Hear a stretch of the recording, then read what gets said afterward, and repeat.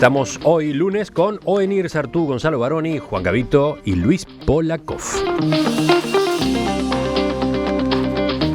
Ahora salimos de nuestro país, vamos a la región, nos ubicamos el viernes pasado, cuando el expresidente Luis Ignacio Lula da Silva fue conducido por la fuerza a una dependencia policial donde un juez lo interrogó por presuntos hechos de corrupción vinculados a la estatal Petrobras.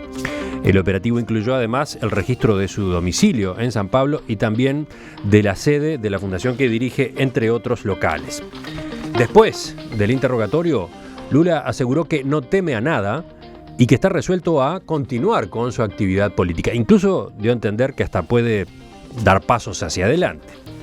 A partir da semana que vem, eu quero dizer aqui a CUT, ao PT, ao Sem Terra, ao PCdoB, que a partir da semana que vem me convidem, que eu estarei disposto a andar esse país fazendo a luta preventiva.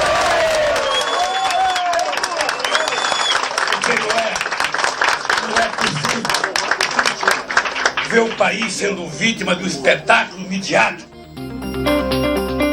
La presidenta Dilma Rousseff emitió un comunicado en el que señaló su integral disconformidad con el operativo judicial y policial y además el sábado visitó a Lula para manifestarle su respaldo.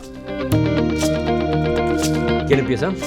Luis, vamos contigo. No, yo simplemente, hablando de esto, le pedí con reconocido periodista brasilero que me contara un poco cómo veía la cosa, y voy a leer en parte, traducir lo que él dijo. Mario Augusto es un periodista, está jubilado, no es votante del PT, por las dudas, o sea, para aclarar, y él dice así: para entender mejor lo que pasa, valdría la lectura del número 0 de Humberto Eco, que nos dejó recientemente. Eco explica en un lenguaje comprensible a todos los públicos cómo se desenvuelve la manipulación de la información. Y después da una información que yo no conocía sobre este tema, que fue una gran presentación. Dice, él plantea aquí de que, dice, de alguna forma, dice, la presencia de Lula en Congonhas hace recordar a los acontecimientos de agosto del 54, cuando la oposición golpista, en la época capitaneada por Carlos Lacerda, quería llevar a Getúlio Vargas para deponer en el Galeão, donde los golpistas querían hacer. Acá dice, el Galeão fue sustituido por Congonhas. En 54 el objetivo era desmoralizar un presidente en ejercicio, y ahora también como objetivo la desmoralización de un expresidente que, por más que sea quemado diariamente por los medios, continúa teniendo grande influencia en la vida política brasilera, según demuestran varias pesquisas. Era simplemente esto en el cual no había ninguna razón, y acá cita también este periodista de que la persona que preparó, que hizo llamar a declarar, es el juez que solicitó esta declaración, es una personalidad reconocida por un medio, que el juez inquisidor Sergio Moro dice ha participado en esto y ha sido considerado una personalidad por dice, una serie de preguntas formuladas por la Policía Federal al mando del juez Sergio Moro, que ya fue beneficiado por la organización Globo como una de las personalidades del año. Y hubo una opinión de un ministro del Supremo Tribunal Federal, Marco Aurelio Melo, dice, no entiende por qué se hizo todo este operativo, porque Lula nunca se negó a prestar declaraciones, lo que confirma que en definitiva el juez inquisidor Sergio Moro participó en un acto de pirotecnia. Bueno, ese tipo de análisis es precisamente el que no contribuye al esclarecimiento de los hechos, porque refieren a la intencionalidad del adversario, real o presunto, a la conspiración, multiconspiración del sistema, de la prensa, de los jueces, de los fiscales, de la policía, pero no refieren a los hechos, a los duros y porfiados hechos, que son el enriquecimiento personal del señor Lula, que no está demostrado. Que se contradice porque por un lado reivindica su origen humilde y por otro lado tiene un triplex. Pero nadie es lo mismo. ¿Quién dice que el triplex es de él? Él dice, ¿por qué dice yo no puedo ir si me invitan a un lugar como ese, porque desde el portero en adelante declararon que el dueño era él. Todo el mundo sabe que se pueden tener cosas a nombre de otro, pero que uno es el dueño. En ningún momento se dice, las por chacras, suerte, el hijo que es rico. Por suerte, bueno, Mujica, nuestro presidente, evidentemente no le gusta ir a esos lugares, digamos, bueno, entonces no lo acusan de que es dueño de no sé qué. Pero esa es una realidad. Y es verdad, nadie acusa a Mujica de corrupción. Lo hemos acusado de degradar. Cuando el río suena por algo es. Exactamente, pero quiero decir que el señor hizo una fundación que le llama la Fundación Lula, que recibió $8 millones de donaciones de las empresas que contrataban con el Estado. Cualquiera de nosotros que está trabajando en ONGs o en institutos sabe lo difícil que es financiar una pequeña conferencia y conseguir que alguien te auspicie. 8 millones y pretende justificarlo porque él dice que cobraba $200.000 por conferencia. Entonces suena muy feo. Entonces sin necesidad de recurrir a Humberto Eco ni nada, el sentido común, el olfato del hombre y la mujer común te dice que ahí hay cosas muy feas, un gato encerrado, y que hay coimas de más de $5.000 millones, casi lo que era la deuda externa del Uruguay cuando el gobierno del Frente Amplio, dicho sea de paso, lo agarró. Y esa no es plata que se la sacan a los ricos, se la sacan a los pobres, se la sacan a los programas de ayuda social, al FOME cero, al precio del boleto. Entonces la gente tiene que unir ambas cosas. Cuando se habla de que se apropian de estas platas que son del Estado, no es porque la pagan los ricos, la pagan los pobres. Y esa es la gran contradicción de Lula y toda su gente. Sí, no, yo la verdad que yo voy bastante ahí a la frontera, digo, y la impresión que tuve conversando con los vecinos en la zona es de que todo el mundo está absolutamente persuadido de que todo el PT está involucrado en el asunto y que otros partidos también, y que además están pasando cosas muy jorobadas en el sentido de compra de votos para evitar el juicio político. Es decir, realmente la situación de Brasil es muy complicada y muy poco clara, ¿no? A mí me han hecho algunos relatos que te ponen nosotros somos bebé de pecho al lado de lo que pasa. El gobierno y la oposición acá son bebé de pecho al lado de cómo se manejan algunos temas en Brasil. Ahora, fuera de eso, a mí la pregunta que me surge es ¿por qué? O sea, ¿qué es lo que pasa por el cual tantos gobiernos o progresistas o de izquierda y tantos gobiernos de derecha también, ¿por qué el fenómeno de la corrupción parece no reconocer barreras ideológicas, ¿no? Es decir, ¿por qué es un problema casi universal y crónico, ¿no? Es un tema y a veces me pregunto si el tema es que no es que le damos a la política demasiadas atribuciones y que hay cosas que pasan por otros lados, que pasan por educación, valores morales que la sociedad debería preservar de otra manera y en definitiva confiamos en que el sistema político tiene que hacer todo o va a hacer todo, y que cuando cambiamos un gobierno vamos poco menos a cambiar la moral de la sociedad y no es real. La realidad es que la sociedad es como es y los gobiernos son como son. Hay un problema que me parece que es más profundo que el partido que cuál partido gobierne, ¿no? Es un tema difícil. Eso que decías, Onir, es lo que algunos han intentado como el hombre nuevo, ¿no? Cuando han gobernado en otras épocas, de que buscan el hombre nuevo, puro, la raza. Hay cosas que me parece que trascienden los partidos y que va, lamentablemente, cuando el ser humano llega a determinados puntos de poder.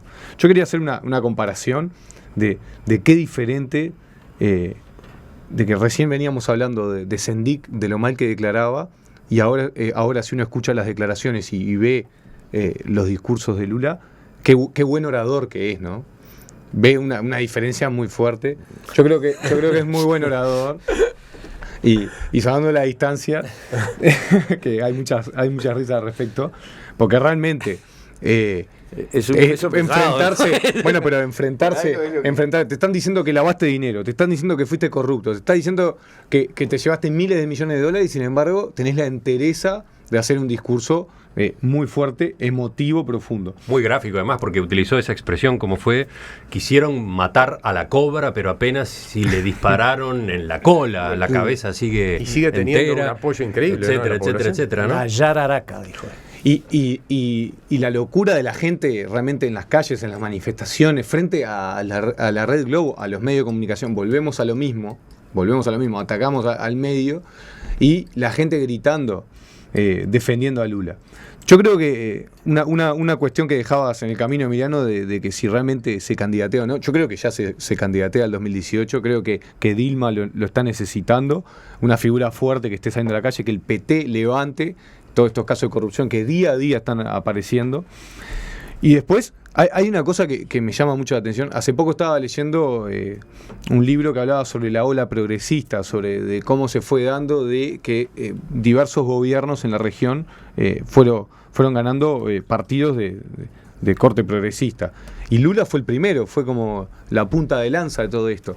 Y qué simbolismo trágico sería que la primera persona, justamente el analfabeto, el que sale de los lugares más pobres, el que realmente, el metalúrgico que luchó contra la dictadura, que llega al poder y que termine en estos escándalos multimillonarios, que cobre conferencia de $200.000, porque eso es gravísimo, cobra conferencia de $200.000 por hablar, tiene fundaciones que recibe... Ojo, todos los políticos... ¿No sería gravísimo si no tiene el discurso que tiene... Se los pagan universidades. Vamos a ser sinceros, pero se lo pagan...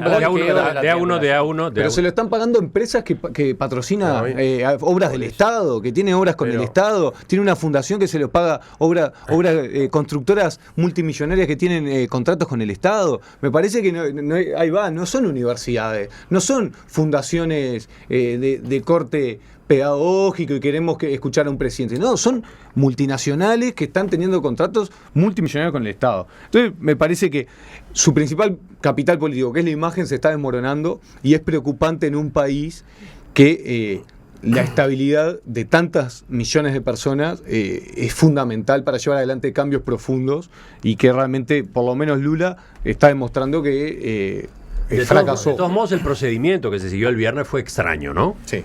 Sin duda. Sin duda que hay uso. Esa conducción por la fuerza pública a declarar en una dependencia policial, ¿no? Fue marketinero. Pero hoy de mañana tuvimos un reporte que decía que en el fondo fue el propio Lula que dijo de acá no me voy si no es esposado. O sea que hasta qué punto no hay la búsqueda de protagonismo para victimizarse y lanzar una campaña. Los abogados que analizaron el tema en el fin de semana hacían esta observación. La conducción por la fuerza pública se justifica si hubo antes una citación a declarar que el citado no... O existe el temor de que se escape, cosa que no ocurre con Lula.